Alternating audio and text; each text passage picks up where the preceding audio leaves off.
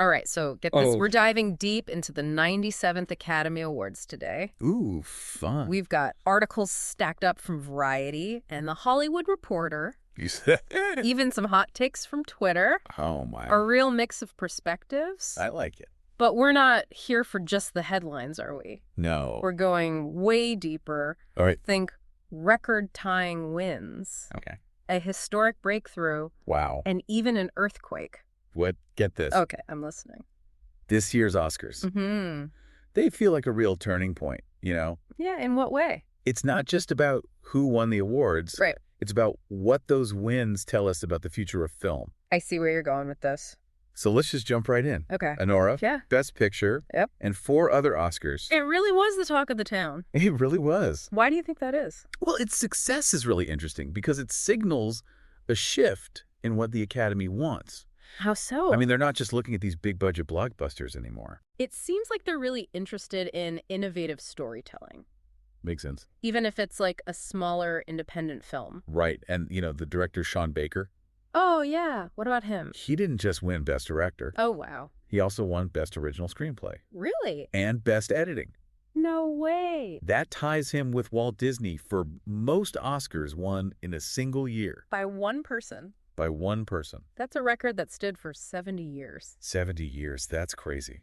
It is crazy. But it's not just the number, you know. Oh, what else is it? It's the combination. Yeah. A lot of the articles point to this trifecta as like Baker's incredible command of the filmmaking process. So like a true auteur. Right, exactly. He's not just a director. Yeah. He's a complete storyteller. He's shaping the narrative from script to screen. It's amazing. So are we seeing like a new type of auteur emerge here? That is a good question. It's a good question. And speaking of emerging talent, can we talk about Mikey Madison winning Best Actress? Oh, yeah. Wow. I mean, she was up against Demi Moore. What an upset. Talk about an upset, man. I know, but think about why she won. Okay, why? It wasn't about her star power. Okay.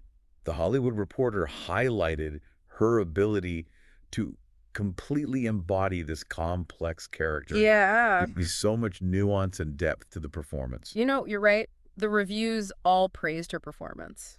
Every single one. And another win that's generating a lot of buzz is Paul Tazewell's win. Yes. For Best Costume Design for Wicked. Amazing. This is huge. It is. He's the first black man to ever win in that category. That's a landmark achievement. I know. And it's long overdue. Absolutely. But this, along with Zoe Saldana becoming the first American of Dominican descent to win an Oscar, Right. raises an important question. Okay, what's that? Is this a true turning point for diversity in Hollywood? Or just a few exceptions to the rule? Yeah, that's what we're all trying to figure out, right? I think so. It's great to see these breakthroughs. It is. But the articles also highlight a need for more systemic change, I agree. both in front of and behind the camera. Both. So we've got Anora making waves, Yeah? historic wins for diversity. Yes. But what about the other films? Yeah, what about them? What else stood out to you? Well, The Brutalist, which won 3 Oscars, including Best Actor for Adrien Brody, Oh, yeah. seems worth checking out. I've heard good things. And the fact that it also won for Best Cinematography and Best Original Score Wow. suggests a visually and orally stunning film. For sure.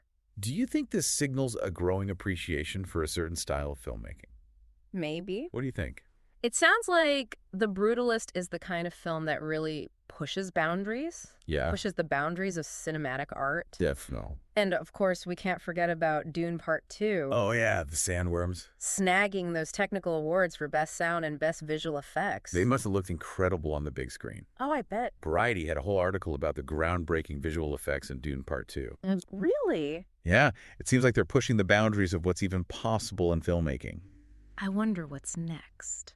I know. What other technological advances are just around the corner? It's very exciting. It is exciting, but let's not forget about the other winners. Right. Like what? I'm Still Here won Best International Feature. Okay. Flow won Best Animated Feature. Right. And the politically charged No Other Land won Best Documentary Feature. Okay. These wins highlight the global reach. Yeah. And diverse storytelling that the Academy is embracing. It really does feel like this year's Oscars were a mixed bag. It does. A celebration of artistic achievement, but also a reminder that the industry still has a long way to go.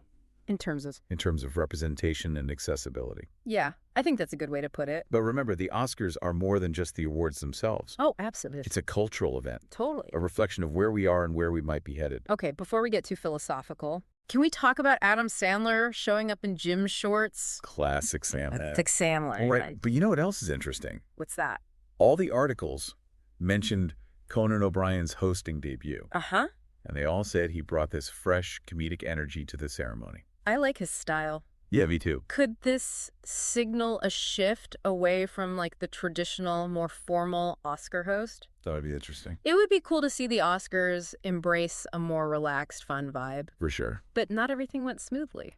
Bro, no. What happened? Remember that whole Hulu live stream debacle? Oh, yeah, that was bad. What a blunder. It highlights the challenges and growing pains of switching from traditional broadcasting to these streaming platforms. It really does. What happens when these events are only available to stream? Yeah. Are we ready for that? Good question. And what about the controversy surrounding the In Memoriam segment? Yeah. Some pretty big names were left out, I know. which sparked a lot of discussion online. I saw that. It raises a difficult question, doesn't it? What's that? How do we properly honor and remember those who've contributed to cinema, It's a tough one. especially in a digital age where information can be so fleeting? So we've got Honora's success, Yep. these historic wins for diversity, the rise of streaming, Yes. the need to preserve legacies. It's a lot. It seems like this year's Oscars were like a microcosm of all the major trends and challenges facing the film industry today. Absolutely. It's a fascinating snapshot of a world in transition where the old ways are being challenged and new possibilities are emerging. And just when you thought things couldn't get any more unexpected, what about that earthquake? Oh, yeah, the after party nobody expected. Right. A minor earthquake hit L.A. right after the ceremony ended. Only in Hollywood. Only in Hollywood, right? But seriously, this earthquake feels almost symbolic, doesn't it? In what way? This industry that seems so huge and in charge, Right. suddenly shaken by something totally out of its control. That is a good point. Yeah. You know, it's a good reminder that nothing stays the same forever. Not even in Hollywood. Even in Hollywood. The ground is always shifting, both literally and metaphorically. It's true. And that's what makes the future of film so fascinating. Wouldn't you say? You know what? Let's take a quick break. Okay. And then we'll come back and really dig into what all of this might mean for the future of film. Sounds good. Stay with us. It really does feel like we're at a crossroads with all these changes happening at once.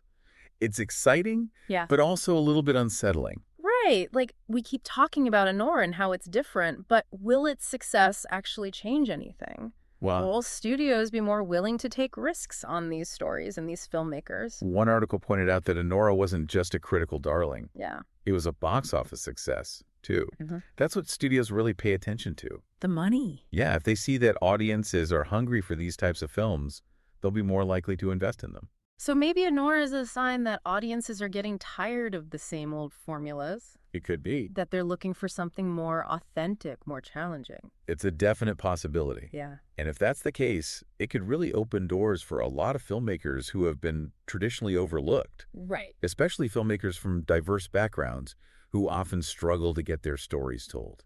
That brings us back to the whole diversity conversation, right? It does. We see these historic wins for Paul Tazewell and Zoe Saldana, but is it enough? One of the articles I read had this interesting quote from a film professor, Oh, really? and I'm paraphrasing here, but they said that representation isn't just about ticking boxes. It's about more than that. Yeah, it's about whose stories get told, who's behind the camera making decisions, who has the power to shape the narratives that we see. So it's not just about seeing more diverse faces on screen. Exactly. It's about giving those voices real agency, real power within the industry. That's where things get tricky. Yeah, Because Hollywood is built on these power structures that have been in place for decades. Right. It's going to take more than a few Oscar wins to dismantle those structures. That makes sense. But what about us, the viewers? I mean, we're part of this equation too, right? Our choices, the films we support, the stories we demand, that all has an impact. We have more power than we realize. You think so? If we want to see more diversity, more innovation, more risk-taking in Hollywood, Yeah. we need to vote with our wallets, with our streaming subscriptions, even with our social media engagement. It's easy to get cynical about Hollywood. It is. But we have to remember that it's a business. It's a business. They respond to demand. So the more we demand diverse, interesting, challenging films, the more likely they are to produce them. Right. Okay, so we've got Honora, we've got the diversity conversation, we've talked about our role as viewers, but what about the future of how we watch films? That whole Hulu debacle got me thinking, like, what happens if streaming really does take over? That's the million-dollar question. I think so. There are definitely pros and cons to both sides. What do you mean? Streaming gives us access to a wider variety of content. Yeah. But it also raises concerns about accessibility and affordability. Oh, right. Not everyone has high-speed internet. Exactly. Or can afford 1 million streaming subscriptions. Right. And then there's the whole issue of preservation. Oh, yeah. What happens to all these films if they're just floating around in the digital ether? It's a good question. How do we ensure that they're accessible to future generations? Right, and that's where the in memoriam controversy comes back into play. Yeah. It's not just about remembering the people who've passed away. Right. It's about preserving their work, making sure that their contributions to cinema aren't forgotten. I like that. We were talking earlier about finding new ways to preserve those legacies. Mm-hmm. Maybe online archives, interactive, exhibits, something that goes beyond just a few minutes on a screen. I think that's a fantastic idea. Yeah. We need to find ways to engage with film history that are more dynamic, Yeah. more interactive. Right, for younger generations. Exactly, for younger generations who are used to consuming content on their phones and tablets. It's about finding that balance, right? I think so. Between preserving the past and embracing the future. And that's what makes this whole conversation so fascinating. I agree. We're standing at this pivotal moment in film history Yeah. where the old ways are being challenged and new possibilities are emerging. And who knows, maybe that earthquake was a sign of things to come. A shakeup. Like a shakeup, reordering a whole new landscape for filmmaking. That's a very poetic thought, but there's one more element to this that we haven't really touched on yet. Oh, what's that? The role of technology. Okay. And not just in terms of streaming and visual effects, but in terms of the creative process itself. How so? We're seeing the emergence of AI tools that can write scripts, compose music, even direct scenes. Whoa, that's a whole other deep dive waiting to happen. It is. So I've got all these converging forces, streaming, diversity preservation, and now AI. It's a lot to think about. It feels like the future of film is wide open. Yeah. Full of potential, but also full of uncertainty. That's a great way to put it, but before we get too overwhelmed, Yeah. let's take a step back and consider what all of this means for you, the listener. Right. This isn't just about abstract industry trends. No, it's not. It's about the films you watch, the stories you connect with, the experiences you have as a movie lover. So as we wrap up this deep dive, we want to leave you with one final question to ponder. Okay. I like it. What kind of future do you want for film? That's a big question, and honestly, after this deep dive, I'm not sure I have all the answers, but I do know one thing. What's that? This year's Oscars, with all the surprises and contradictions and everything, Yeah. it showed me that film is more than just entertainment, you know? Right. It's a reflection of who we are, where we've been, and where we might be going. I think that's a powerful insight, and it connects back to what we were talking about earlier. What's that? The power of storytelling. Absolutely. Whether it's a big budget blockbuster or a small indie darling, a historical drama or a sci-fi epic, a film has this amazing ability to transport us, to challenge us, to make us feel things we've never felt before.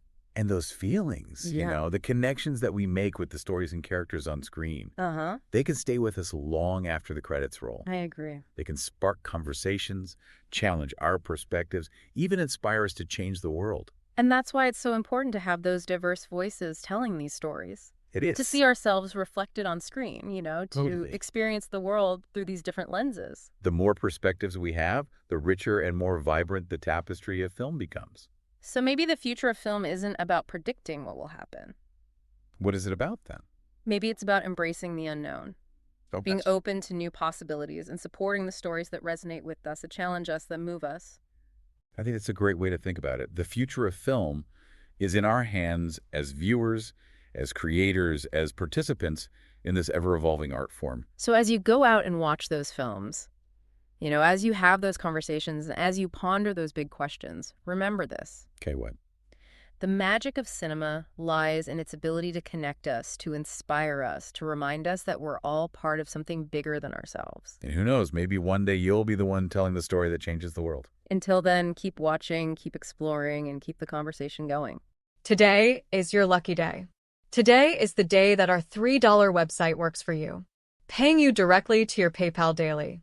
Imagine $3 ongoing continuous payments to your PayPal account. Imagine falling asleep and waking up to $300 in your PayPal account. How would this make you feel? How could this help you? What bills could you pay?